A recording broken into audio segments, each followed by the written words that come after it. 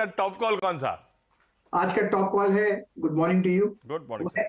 HUL। इस स्टॉक में रेसिलियंस है, गिरने वाला तो नहीं है, गिरता है तो बाइंग की अपॉर्चुनिटी है। ट्रेड कर रहा है 2500 के आसपास, बस 10 रुपए का स्टॉप लगाना है। अगर ये फ्लैट खुलता है तो डिप मिलती है तो स्टॉप ट्रेड डीप करना है, 80-70 भी कर सकते हैं, लेकिन अपमूव मिलना चाहिए स्टॉक में। और कहां तक जाएगा? 2525 टू 2550 तक जाएगा एक या दो दिनों में, क्योंकि इस स्टॉक लो बीटा है, रेसिलियंस है, बाउंस मिलना चाहिए, अपमूव मिलना चाहिए। फ्लैट मिले तो ले लो, डिप मिलता है तो ले लो, बढ़ा लीजिए स्टॉप लॉस। मेरे ख्याल से स्टॉप होना चाहिए 2490। Gaba sir good morning. Stop loss क्या बोला आपने? सॉरी क्लियर नहीं था। फर्स्ट स्टॉप लॉस 2490 अगर फ्लैट खुलता है तो। अगर डिप आ जाता है अर्ली मॉर्निंग में तो थोड़ा 10 रुपए और बढ़ा सकते हैं, ओके लेकिन आएगा जरूर। अभी के लिए हम 2490 लेकर चलते हैं। चलिए, डिप नहीं आना चाहिए, 2490 का स्टॉप लॉस लेकर चलते हैं यहाँ पर।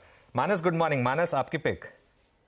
Good morning Anuj ji, good morning Ashish ji, good morning everyone.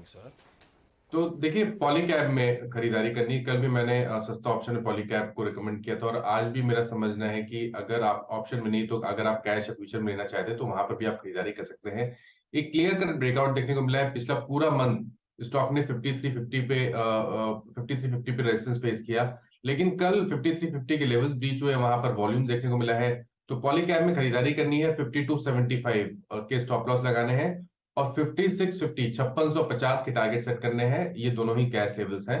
और 5400 वाला अक्टूबर का 5400 का अक्टूबर का कॉल ऑप्शन लिया जा सकता है। 197 की क्लोजिंग थी, तो वहां पर भी आप खरीदारी कर सकते हैं। 149 का स्टॉप लॉस लगाइए उस ऑप्शन में, और 300 रुपए के टारगेट सेट करिए इस ऑप्शन में। पॉलीकैब चाहे तो 5400 का अक्टूबर सीरीज का कॉल भी खरीदा जा सकता है। तेजी का मान कल भी आज भी। सतपुत्र साहब गुड मॉर्निंग। आज का pick sir. Ashish ji good morning, Anuj ji good morning and good morning everyone.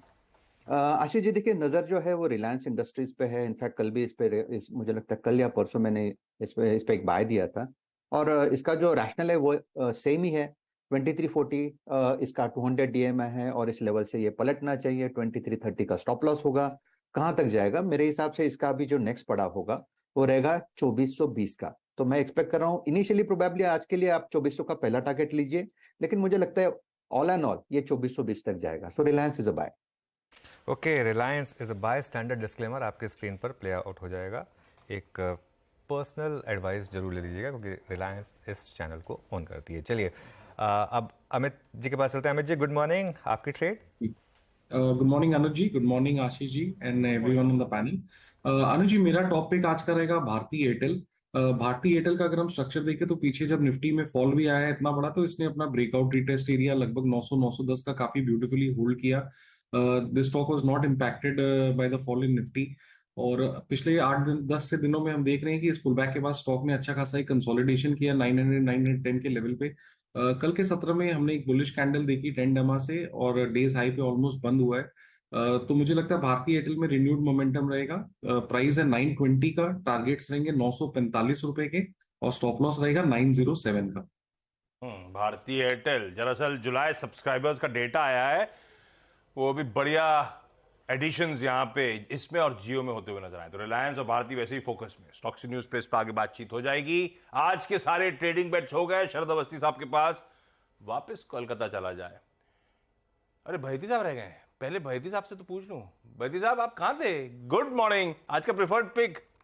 Good morning Ashish ji, good morning Anuj ji, good morning everyone. Ashish जी, आज का प्रेफर्ड पिक रहेगा सन फार्मा में खरीदारी की सलाह रहेगी। हमें लगता है थोड़ा सा वोलेटिलिटी में मार्केट शेयर डिफेंसिव की तरफ ज्यादा मूव करने का अटेम्प्ट लेगा।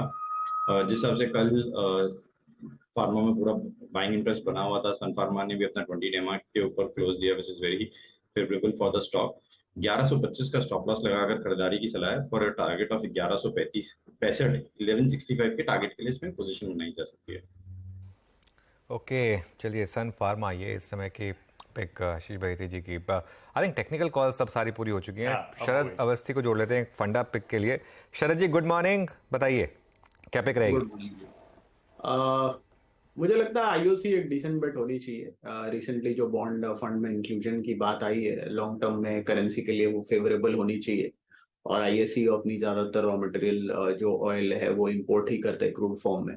तो उसका फायदा उनको लॉन्ग टर्म में मिलना चाहिए। शॉर्ट टर्म में नवरत्न कंपनी है, लगभग 31% कैपेसिटी ऑयल रिफाइनिंग की, 32% मार्केट शेयर है इंडिया में, one of the largest refineries है।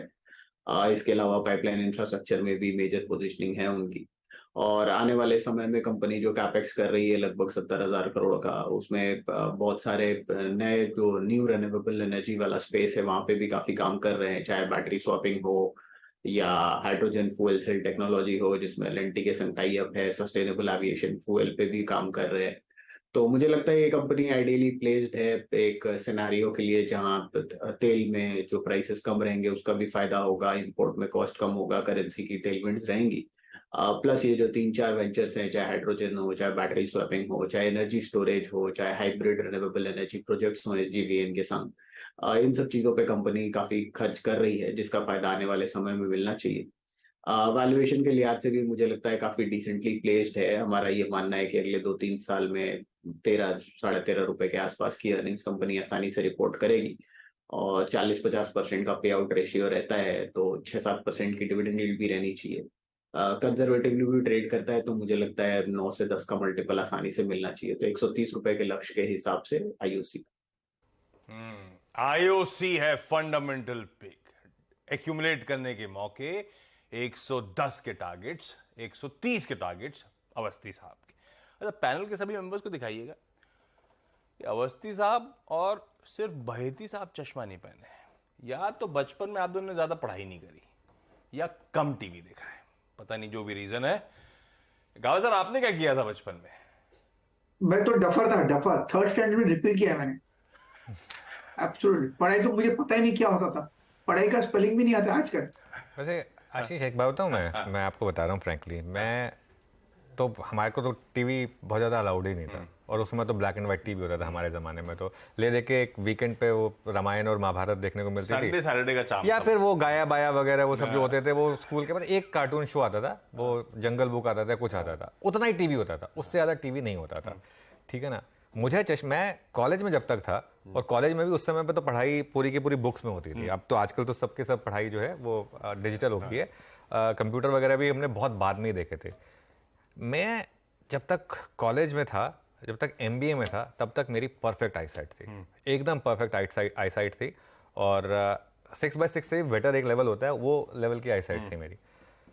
फिर मैंने ज्वाइन किया CNBC, और उसके बाद से फिर रेस्ट इज हिस्ट्री। और 2003 में मैंने ज्वाइन किया CNBC TV 18। 2003 में ही मुझे चश्मा लग गया, और अब 20 साल हो गए चश्मा लगे हुए। लेकिन मतलब उसका कोई कनेक्शन बचपन से नहीं। आजकल खैर बच्चों को बहुत चश्मा लग रहा है, मेरी तो बेटी को ऑलरेडी चश्मा लग गया, वो बेचारी 9 साल की है, लेकिन उनको एक दिक्कत है, वो मायोपिया है कुछ। बता दें कि मनी कंट्रोल पर दिए गए विचार एक्सपर्ट्स के अपने निजी विचार होते हैं। वेबसाइट या मैनेजमेंट इसके लिए उत्तरदायी नहीं है। यूजर्स को मनी कंट्रोल की सलाह है कि कोई भी निवेश निर्णय लेने से पहले सर्टिफाइड एक्सपर्ट की सलाह लें।